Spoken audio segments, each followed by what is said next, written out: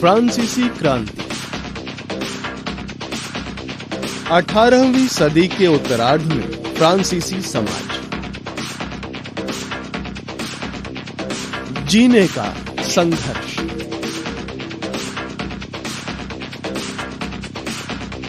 France संवैधानिक राजतंत्र बन गया। फ्रांस में राजतंत्र का उन्मूलन और गणतंत्र की स्थापना। क्या महिलाओं के लिए भी क्रांति हुई? दास प्रथा का उन्मूलन।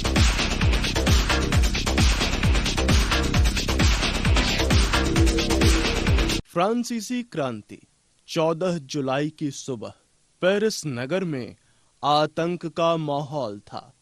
सम्राट ने सेना को शहर में प्रवेश का आदेश दे दिया था।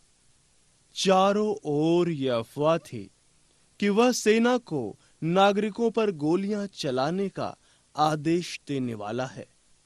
लगभग 7,000 पुरुष और महिलाएं टाउन हॉल के सामने इकट्ठे हुए और उन्होंने जनसेना का गठन करने का निर्णय लिया। हथियारों की खोज में वे बहुत से सरकारी भवनों में जबरदस्ती प्रवेश कर गए। अंततः सैकड़ों लोगों का एक समूह पेरिस नगर के पूर्वी भाग की ओर चल पड़ा और बास्तील के किले की जेल को तोड़ डाला, जहां भारी मात्रा में गोला बारूद मिलने की संभावना। हथियारों पर कब्जे की इस सशस्त्र लड़ाई में बास्तील का कमांडर मारा गया और कैदी छुड़ा लिए गए। यद्यपि उनकी संख्या मात्र 7 थी। सम्राट के निरंकुश शक्तियों का प्रतीक होने के कारण बास्तील का किला लोगों की घृणा का केंद्र था। इसलिए किले को ढहा दिया गया और उसके अवशेष बाजार में उन लोगों को बेच दिए गए जो इस ध्वंस को बतौर स्मृति चिन्ह सजोना चाहते थे। इस घटना के बाद कई दिनों तक पेरिस तथा देश के देहाती क्षेत्रों में कई और संघर्ष हुए। अधिकांश जनता पाव रोटी की महंगी कीमतों का विरोध कर रही थी। बाद में इस दौर का सिंहावलोकन करते हुए इतिहासकारों ने इसे एक लंबे घटनाक्रम की ऐसी शुरुआती कड़ियों के रूप में देखा जिनकी परिणति फ्रांस के सम्राट को फांसी दिए जाने में हुई। हालांकि उस समय अधिकांश लोगों को ऐसे नतीजे की उम्मीद नहीं थी। 18वीं सदी के उत्तरार्ध में फ्रांसीसी समाज सन 1774 में बोर्बो राजवंश का लुई 16 फ्रांस की राजगद्दी पर बैठा। उस समय उसकी उम्र केवल 20 वर्ष थी और उसका विवाह ऑस्ट्रिया की राजकुमारी मेरी एंटोनेट से हुआ था। राज्यारोहण के समय उसने राजकोष खाली पाया।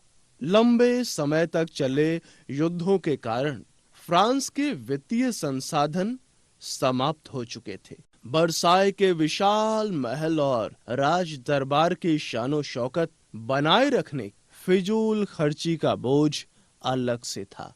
लुई 16 के शासनकाल में फ्रांस ने अमेरिका के 13 उपनिवेशों को ब्रिटेन से आजाद कराने में सहायता दी थी। इस युद्ध के कारण फ्रांस पर 10 अरब लिब्रे से भी अधिक का कर्ज और जुड़ गया, जबकि उस पर पहले से ही 2 अरब लिब्रे का बोझ चढ़ा हुआ था।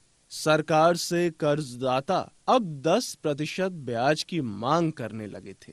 फलस्वरूप फ्रांसीसी सरकार अपने बजट का बहुत बड़ा हिस्सा दिन प्रतिदिन बढ़ते जा रहे कर्ज को चुकाने पर मजबूर थी। अपने नियमित खर्चों जैसे सेना के रखरखाव, राज दरबार, सरकारी कार्यालयों या विश्वविद्यालयों को चलाने के लिए फ्रांसीसी सरकार करों में वृद्धि के लिए बाध्य हो गई।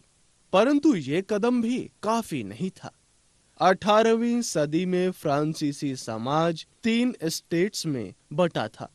केवल तीसरे स्टेट के लोग, जो कि जनसाधारण थे, ही कर अदा करते थे। वर्गों में बटा हुआ फ्रांसीसी समाज मध्यकालीन सामंती व्यवस्था का अंग था। प्राचीन राजतंत्र पद का प्रयोग सामान्यतः सन 1789 से पहले के फ्रांसीसी समाज एवं संस्थाओं के लिए होता था। तत्कालीन फ्रांसीसी समाज 3 वर्गों में विभाजित था। प्रथम स्टेट में पादरी वर्ग आता था, द्वितीय स्टेट में कुलीन वर्ग आता था और तृतीय स्टेट में जनसाधारण को शामिल किया गया। इसमें बड़े व्यवसायी, व्यापारी, अदालती कर्मचारी, वकील, किसान, कारीगर, भूमिहीन मजदूर और नौकर आदि आते थे। समस्त आबादी में लगभग 90% किसान थे, लेकिन जमीन के मालिक किसानों की संख्या बहुत कम थी। लगभग 60% जमीन पर कुलीनों, चर्च और तीसरे स्टेट के अमीरों का अधिकार था। प्रथम 2 स्टेट्स, कुलीन वर्ग एवं पादरी वर्ग के लोगों को कुछ विशेषाधिकार जन्म से ही प्राप्त थे। इनमें से सबसे महत्वपूर्ण विशेषाधिकार था राज्य को दिए जाने वाले करों में छूट। कुलीन वर्ग को कुछ अन्य सामंती विशेषाधिकार भी हासिल थे। कुलीन वर्ग किसानों से सामंती कर वसूल करता था। किसान अपने स्वामी की सेवा करने के लिए बाध्य थे। उदाहरण के लिए, स्वामी के घर एवं खेतों में काम करना, सैन्य सेवाएं देना अथवा सड़कों के निर्माण में सहयोग देना आदि। चर्च भी किसानों से करों का एक हिस्सा टाइद यानी धार्मिक कर के रूप में वसूलता था। यह कर कृषि उपज के 10वें हिस्से के बराबर होता था। इसके अलावा तीसरे स्टेट के समस्त लोगों को सरकार को कर चुकाना ही होता था। इन करों में टाइल, प्रत्यक्ष कर जो सीधे राज्य को अदा किया जाता था, शामिल था। तीसरे स्टेट के लोगों को अनेक अप्रत्यक्ष करों का भी भुगतान करना होता था।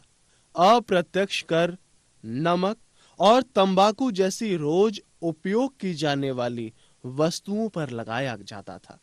इस प्रकार राज्य के वित्तीय कामकाज का सारा बोझ करों के माध्यम से जनता वहन करती थी।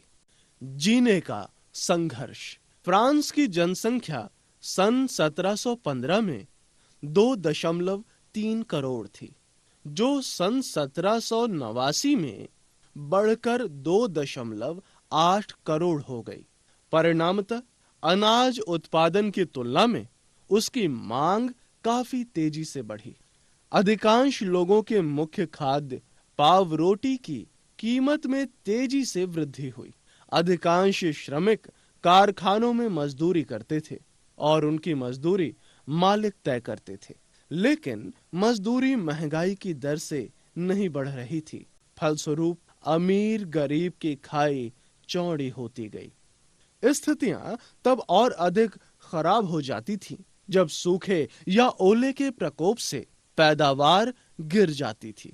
इससे रोजी रोटी का संकट पैदा हो जाता था। ऐसे जीविका संकट प्राचीन राजतंत्र के दौरान फ्रांस में काफी आम थे।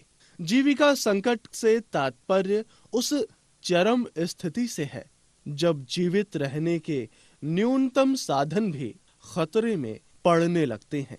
जीविका का संकट कैसे उत्पन्न होता है? जीविका संकट के चक्र के माध्यम से हम इसे समझेंगे। फसल के खराब होने पर अन्न की कमी होगी। अन्न की कमी से खाद्य पदार्थों की कीमतों में वृद्धि होगी। खाद्य पदार्थों की कीमतें बढ़ने से गरीब वर्ग बढ़े हुए दामों पर पाव रोटी खरीदने में असमर्थ हो जाएंगे। जब गरीब वर्ग पाव रोटी नहीं खरीद पाएंगे तो इसके 2 परिणाम सामने आएंगे। पहला, अन्न की कमी के कारण उनके शरीर कमजोर हो जाएंगे। दूसरा, खाद्य पदार्थों की प्राप्ति के लिए दंगे होंगे। जहां एक ओर खाद्य दंगों में लोगों की मृत्यु से मृतकों की संख्या में वृद्धि होगी, वहीं दूसरी ओर महामारी के फैलने से भी मृतकों की संख्या में वृद्धि होगी। उभरते मध्य वर्ग ने विशेषाधिकारों के अंत की कल्पना की। पहले भी कर वृद्धि एवं अकाल के समय किसान और कामगार विद्रोह कर चुके थे, परंतु उनके पास सामाजिक एवं आर्थिक व्यवस्था में बुनियादी बदलाव लाने के लिए साधन एवं कार्यक्रम नहीं थे। यह जिम्मेदारी तीसरे स्टेट के उन समूहों ने उठाई जो समृद्ध और शिक्षित होकर नए विचारों के संपर्क में आ सके थे। 18वीं सदी में एक नए सामाजिक समूह का उदय हुआ जिसे मध्य वर्ग कहा गया, जिसने समुद्र पारीय व्यापार और ऊनी तथा रेशमी वस्त्रों के उत्पादन के बल पर संपत्ति अर्जित की थी। ऊनी और रेशमी कपड़ों का या तो निर्यात किया जाता था या समाज के समृद्ध लोग उसे खरीद लेते थे। तीसरे स्टेट में उन सौदागरों एवं निर्माताओं के अलावा प्रशासनिक सेवा व वकील जैसे पेशेवर लोग भी शामिल थे। ये सभी पढ़े लिखे थे और इनका मानना था कि समाज के किसी भी समूह के पास जन्मना विशेषाधिकार नहीं होने चाहिए। किसी भी व्यक्ति की सामाजिक हैसियत का आधार उसकी योग्यता ही होनी चाहिए। स्वतंत्रता, समान नियमों तथा समान अवसरों के विचार पर आधारित समाज की यह परिकल्पना जॉन लॉक और ज़्यां ज़ॉक रूसो जैसे दार्शनिकों ने प्रस्तुत की थी। अपने टू ट्रीटाइजेस ऑफ गवर्नमेंट में लॉक ने राजा के दैवी और निरंकुश अधिकारों के सिद्धांत का खंडन किया था।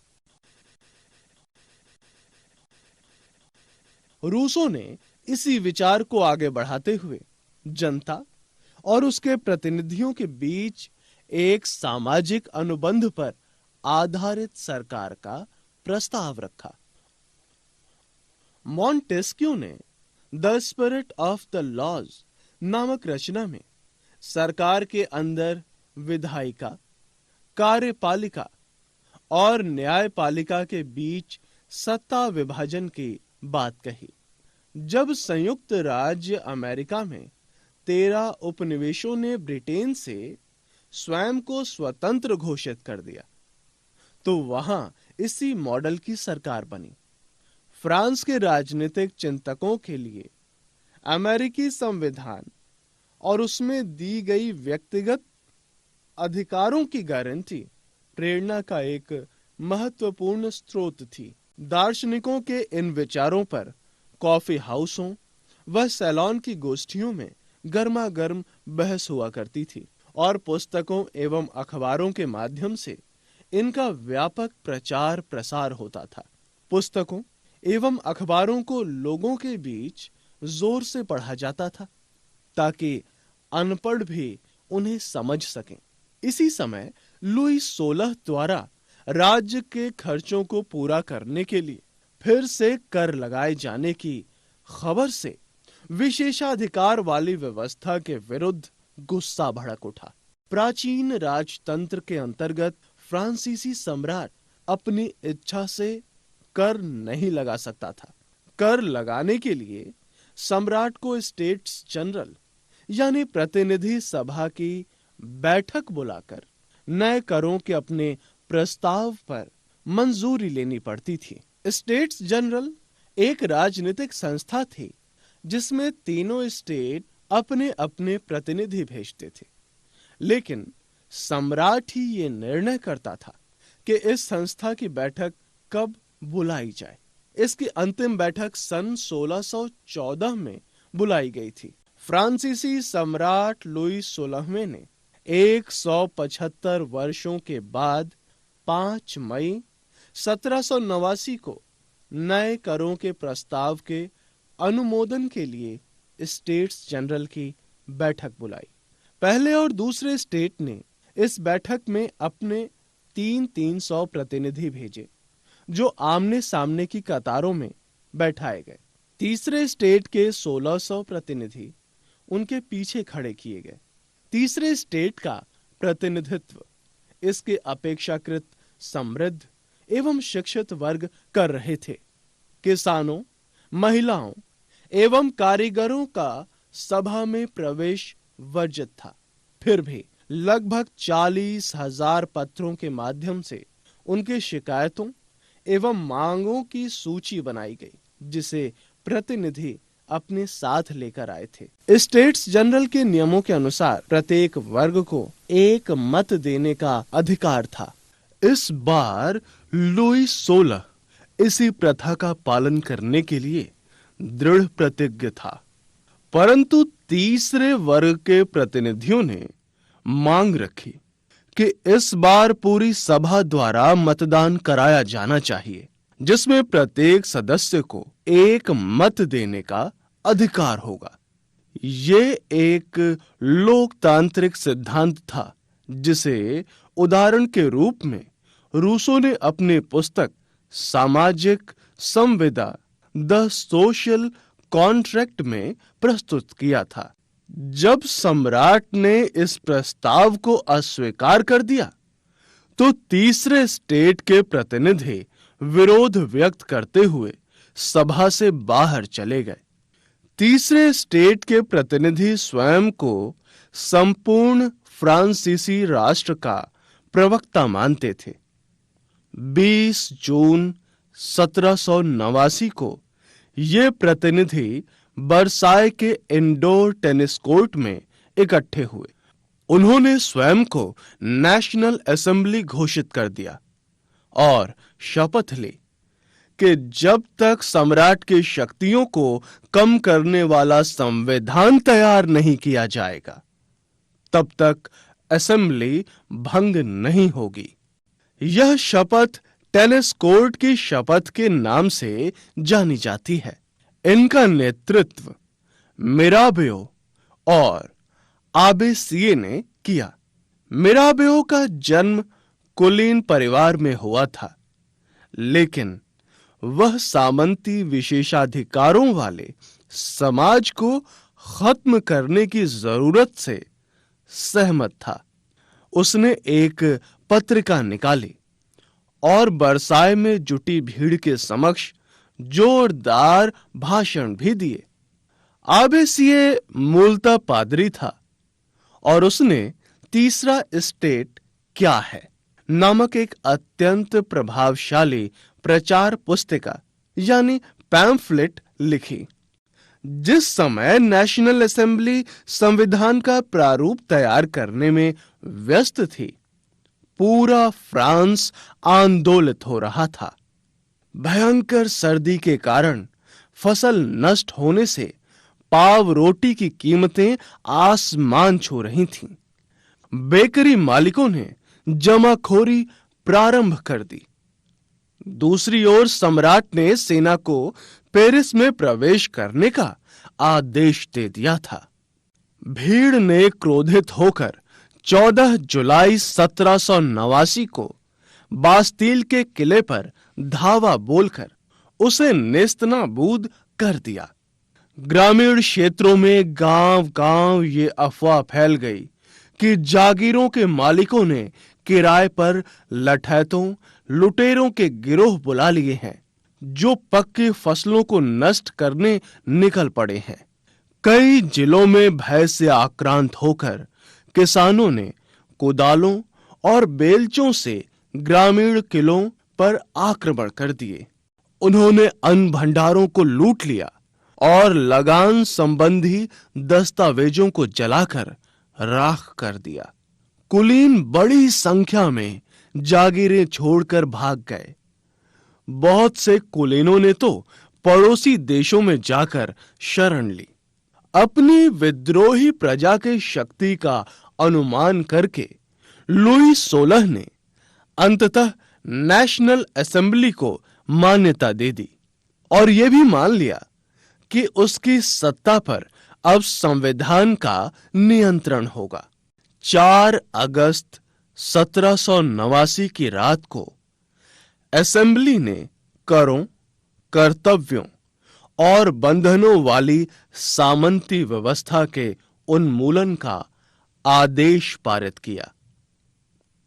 पादरी वर्ग के लोगों को भी अपने विशेषाधिकारों को छोड़ने के लिए बाध्य किया गया।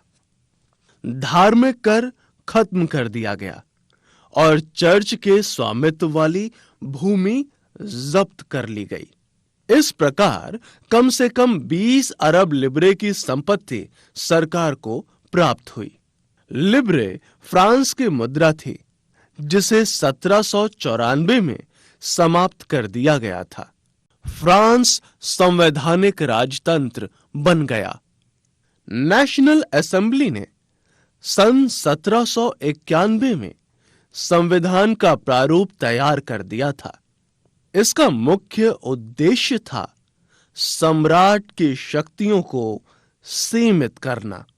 एक व्यक्ति के हाथ में शक्तियों के केंद्रीकृत होने के बजाय अब इन शक्तियों को विभिन्न संस्थाओं, विधायिका, कार्यपालिका एवं न्यायपालिका में विभाजित एवं हस्तांतरित कर दिया गया। इस प्रकार फ्रांस में संवैधानिक राजतंत्र की नींव पड़ी। सन 1791 के संविधान ने कानून बनाने का अधिकार नेशनल असेंबली को सौंप दिया। नेशनल असेंबली अप्रत्यक्ष रूप से चुनी जाती थी। सर्वप्रथम नागरिक एक निर्वाचक समूह का चुनाव करते थे, जो पुनः असेंबली के सदस्यों को चुनते थे। सभी नागरिकों को मतदान का अधिकार प्राप्त नहीं था। 25 वर्ष से अधिक आयु वाले केवल ऐसे पुरुषों को ही सक्रिय नागरिक, यानी जिन्हें मतदान का अधिकार प्राप्त था, का दर्जा दिया गया, जो कम से कम 3 दिन की मजदूरी के बराबर कर चुकाते थे। शेष पुरुषों और समस्त महिलाओं को निष्क्रिय नागरिक के रूप में वर्गीकृत किया गया था। निर्वाचक की योग्यता प्राप्त करने तथा असेंबली का सदस्य होने के लिए लोगों का करदाताओं की उच्चतम श्रेणी में होना जरूरी था। फ्रांस का संविधान पुरुष एवं नागरिक अधिकार घोषणा पत्र के साथ प्रारंभ हुआ था। जीवन जीने का अधिकार, अभिव्यक्ति की स्वतंत्रता का अधिकार और कानूनी बराबरी का अधिकार आदि को नैसर्गिक आहरणीय अधिकार के रूप में स्थापित, अर्थात ये अधिकार प्रत्येक व्यक्ति को जन्म से ही प्राप्त थे और इन अधिकारों को छीना नहीं जा सकता था। राज्य का ये कर्तव्य माना गया कि वो प्रत्येक नागरिक के नैसर्गिक अधिकारों की रक्षा करे। फ्रांस में राजतंत्र का उन्मूलन और गणतंत्र की स्थापना। फ्रांस की स्थिति आने वाले वर्षों में भी तनावपूर्ण बनी रही। यद्यपि लुई 16 ने संविधान पर हस्ताक्षर कर दिए थे, परंतु प्रशा के राज्य से उसकी गुप्त वार्ता भी चल रही थी। इसलिए 1789 की गर्मियों के बाद होने वाली ऐसी घटनाओं को नियंत्रित करने के लिए इन शासकों ने सेना भेजने की योजना बना ली थी। लेकिन जब तक इस योजना पर अमल होता, अप्रैल 1792 में नेशनल असेंबली ने प्रशा एवं ऑस्ट्रिया के विरुद्ध युद्ध की घोषणा का प्रस्ताव पारित कर दिया। प्रांतों से हजारों स्वयंसेवी सेना में भर्ती होने के लिए जमा होने लगे। उन्होंने इस युद्ध को यूरोपीय राजाओं एवं कुलीनों के विरुद्ध जनता की जंग के रूप में लिया। उनके होठों पर देशभक्ति के जो तराने थे, उनमें कवि रॉजर द लाइल द्वारा रचित मार्सिले भी था। यह गीत पहली बार मार्सिलस के स्वयं सेवकों ने पेरिस की ओर कूच करते हुए गाया था। इसलिए इस गाने का नाम मार्सिले हो गया, जो अब फ्रांस का राष्ट्रगान है। क्रांतिकारी युद्धों से जनता को भारी क्षति एवं आर्थिक कठिनाइयां झेलनी पड़ी। पुरुषों के मोर्चे पर चले जाने के बाद घर परिवार और रोजी रोटी की जिम्मेदारी महिलाओं के कंधों पर आ पड़ी। देश की आबादी के एक बड़े हिस्से को ऐसा लगता था कि क्रांति के सिलसिले को आगे बढ़ाने की जरूरत है, क्योंकि 1791 के संविधान से सिर्फ अमीरों को ही राजनीतिक अधिकार प्राप्त हुए थे। लोग राजनीतिक क्लबों में अड्डे जमाकर सरकारी नीतियों और अपनी कार्य योजनाओं पर बहस करते थे।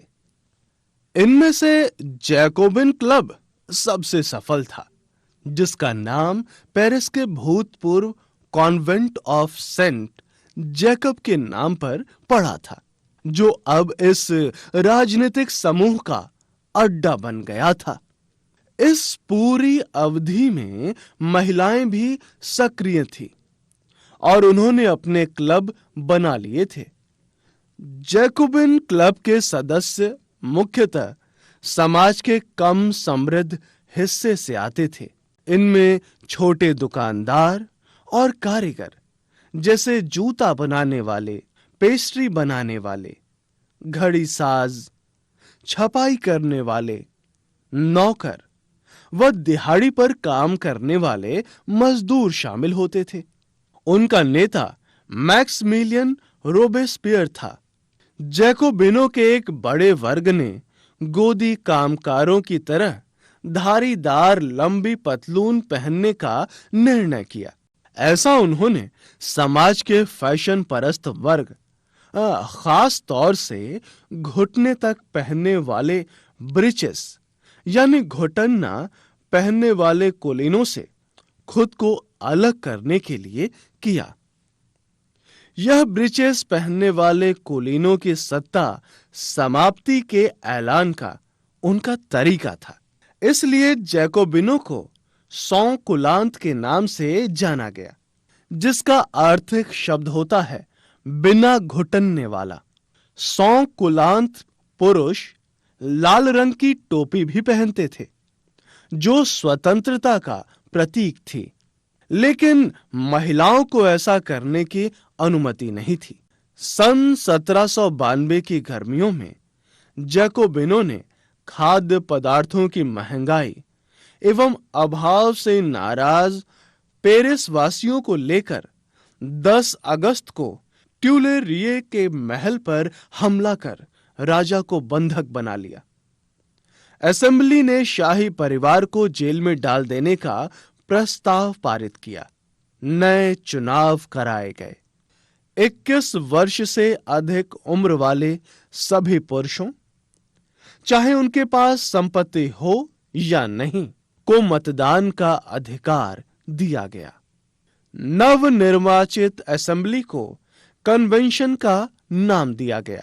21 सितंबर 1792 को इसने राजतंत्र का अंत कर दिया और फ्रांस को गणतंत्र घोषित किया। गणतंत्र सरकार का वो रूप है जहां सरकार एवं उसके प्रमुख का चुनाव जनता करती है। ये वंशानुगत राजशाही नहीं है। लुई 16 को न्यायालय द्वारा देशद्रोह के आरोप में मौत की सजा सुनाई गई। 21 जनवरी 1793 को प्लेस डी लॉ कॉनकॉर्ड में उसे सार्वजनिक रूप से फांसी दे दी गई। शीघ्र ही रानी मैरी एंटोनेट का भी वही हश्र हुआ, आतंक राज। सन 1793 से 1794 तक के काल को आतंक का युग कहा जाता है।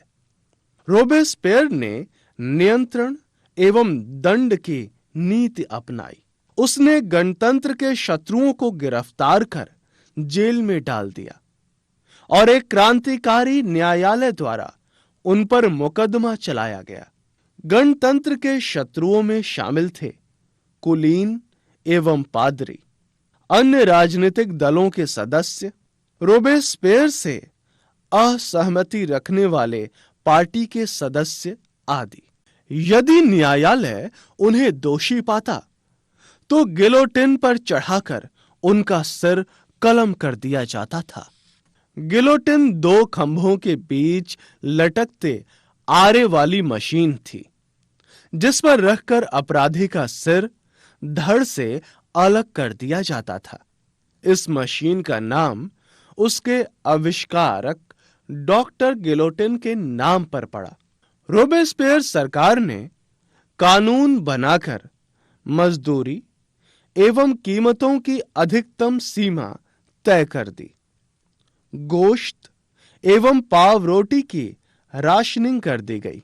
किसानों को अपना अनाज शहरों में ले जाकर सरकार द्वारा तय कीमत पर बेचने के लिए बाध्य किया गया। अपेक्षाकृत महंगे सफेद आटे के इस्तेमाल पर भी रोक लगा दी गई। सभी नागरिकों के लिए साबुत गेहूं से बनी और बराबरी का प्रतीक मानी जाने वाली समता रोटी खाना अनिवार्य कर दिया गया। बोलचाल और संबोधन में भी बराबरी का आचार व्यवहार लागू करने की कोशिश की गई। परंपरागत मोनेस्योर यानी महाशय एवं मदाम यानी महोदया के स्थान पर अब सभी फ्रांसीसी एवं महिलाओं को सितोयेन यानी नागरिक एवं सितोयीन यानी नागरिका नाम से संबोधित किया जाने लगा। चर्चों को बंद कर दिया गया और उनके भवनों को बैरक या कार्यालय बना दिया गया। रोबेस्पियर ने अपनी नीतियों को इतनी सख्ती से लागू किया कि उसके समर्थक भी त्राही करने लगे। अंततः जुलाई 1794 में न्यायालय द्वारा उसे दोषी ठहराया गया और गिरफ्तार करके अगले ही दिन उसे गिलोटिन पर चढ़ा दिया गया। डायरेक्टरी शासित फ्रांस। जैकोबिन सरकार के पतन के बाद मध्य वर्ग के संपन्न लोग के पास सत्ता आ गई। नए संविधान के अंतर्गत संपत्तिहीन वर्ग को मताधिकार से वंचित कर दिया गया। इस संविधान में 2 चुनी गई विधान परिषदों का प्रावधान था। इन परिषदों ने 5 सदस्यों वाली एक कार्यपालिका यानी डायरेक्टरी को नियुक्त किया। इस प्रावधान के जरिए जैकोबिनों के शासनकाल वाली एक व्यक्ति केंद्रित कार्यपालिका से बचने की कोशिश की गई, लेकिन डायरेक्टरी का झगड़ा अक्सर विधान परिषदों से होता था और तब परिषद उन्हें बर्खास्त करने की चेष्टा करती। डायरेक्टरी की राजनीतिक अस्थिरता ने सैनिक तानाशाह नेपोलियन बोनापार्ट के उदय का मार्ग प्रशस्त कर दिया।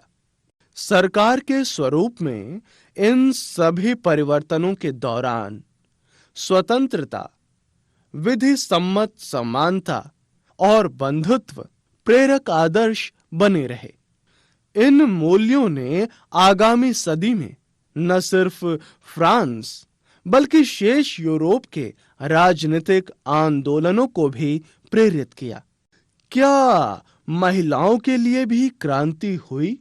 महिलाएं प्रारंभ से ही फ्रांसीसी समाज में इतने अहम परिवर्तन लाने वाली गतिविधियों में सक्रिय रूप से शामिल थीं।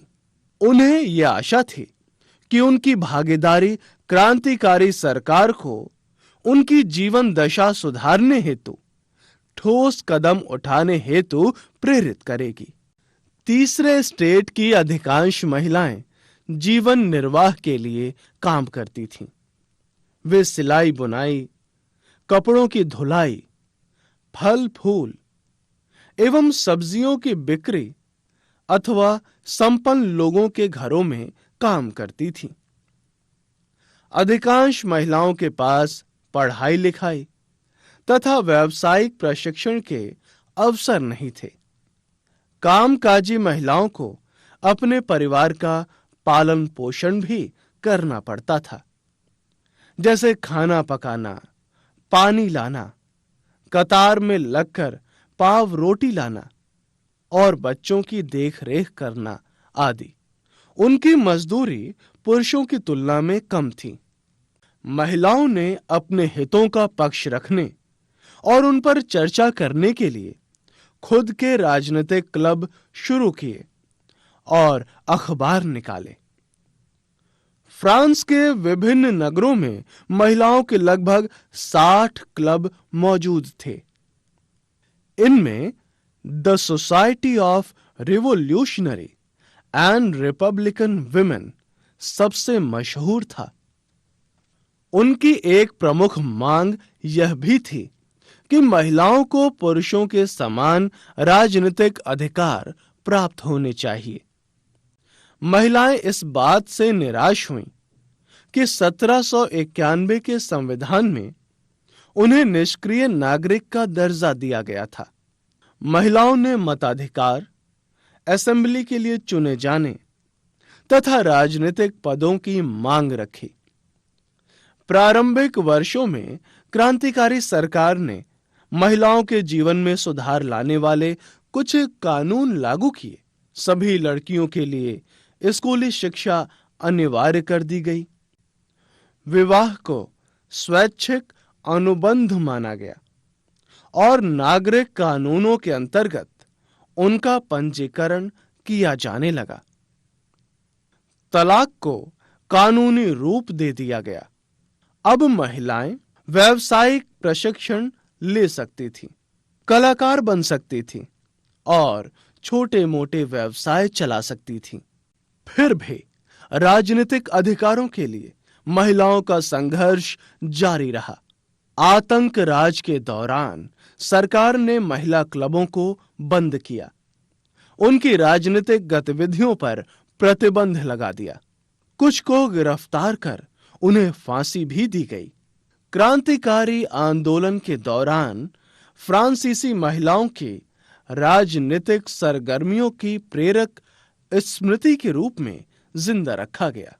अंततः सन 1946 में फ्रांस की महिलाओं ने मताधिकार प्राप्त कर लिया। दास प्रथा का उन्मूलन। फ्रांसीसी उपनिवेशों में दास प्रथा का उन्मूलन जैकोबिन शासन के क्रांतिकारी सामाजिक सुधारों में से एक था। कैरिबियाई उपनिवेश मार्टिनिक, गॉडेलोप और सेन डोमिंगो तंबाकू, नील, चीनी एवं कॉफी जैसी वस्तुओं के प्रमुख यानी महत्वपूर्ण आपूर्तिकर्ता थे। यूरोप के लोग अपरिचित एवं दूर के देशों में जाने एवं काम करने के इच्छुक नहीं थे। इसका तात्पर्य था बागानों में श्रम की कमी। इस कमी को यूरोप, अफ्रीका एवं अमेरिका के बीच त्रिकोणीय दास व्यापार द्वारा पूरा किया गया। दास व्यापार का प्रारंभ 17वीं सदी में हुआ। फ्रांसीसी व्यापारी अफ्रीकी दासों को खरीदकर उन्हें कैरिबियाई देशों के बागान मालिकों को बेच देते थे। दास श्रम के बल पर यूरोपीय बाजारों में चीनी, कॉफी एवं नील की बढ़ती मांग को पूरा करना संभव हुआ। बोर्दे और नान्ते जैसे बंदरगाह फलते फूलते दास व्यापार के कारण ही समृद्ध नगर बन गए। 18वीं सदी में फ्रांस में दास प्रथा की ज्यादा निंदा नहीं हुई, लेकिन अंततः 1794 के कन्वेंशन ने फ्रांसीसी उपनिवेशों में सभी दासों की मुक्ति का कानून पारित किया। परंतु 10 वर्षों के बाद नेपोलियन ने दास प्रथा पुनः शुरू कर दी। बागान मालिकों को अपने आर्थिक हित साधने के लिए अफ्रीकी नेग्रो लोगों को गुलाम बनाने की स्वतंत्रता मिल गई।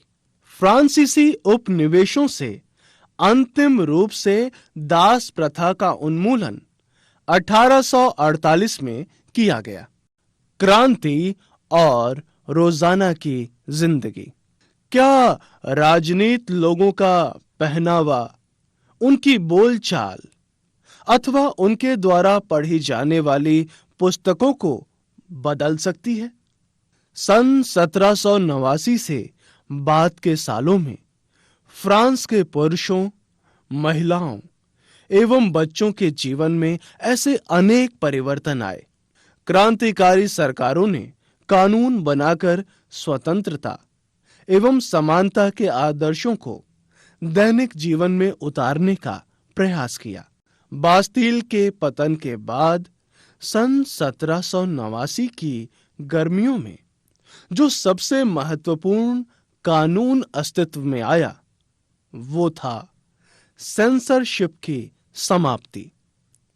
प्राचीन राजतंत्र के अंतर्गत समस्त लिखित सामग्री और सांस्कृतिक गतिविधियों जैसे किताब, अखबार, नाटक को राजा के सेंसर अधिकारों द्वारा पास किए जाने के बाद ही प्रकाशित या मंचित किया जा सकता था।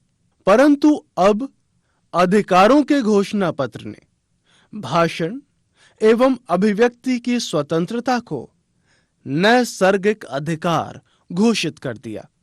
परिणाम स्वरूप फ्रांस के शहरों में अखबारों, पर्चों, पुस्तकों एवं छपे हुए चित्रों की बाढ़ आ गई, जहां से वो तीव्र गति से गांव देहात तक जा पहुंचे। प्रेस की स्वतंत्रता का अर्थ ये था कि किसी भी घटना पर परस्पर विरोधी विचार भी व्यक्त किए जा सकते थे।